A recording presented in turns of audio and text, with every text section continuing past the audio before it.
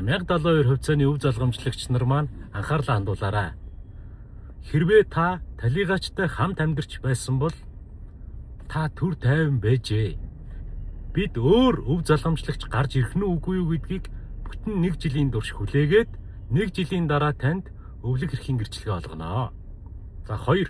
Та талигачтай хамт амьдарч байсан эсхэ буюу өрхийн бүртгэл дээр нэг бүртгэлтэй байсан эсхэ мэдэхгүй байгаа бол баг хорооны засаг дарга дээрээсээ очиж үүнийгээ шалгуулчаад ирээ. За 3. Та талигачтай угаасаа тусдаа амьдралтай байснаа баттай мэдж байгаа бол 1072 хувьцааг өвлөн авах тухай хүсэлтээ нотариатчд гаргаж болно. За 4.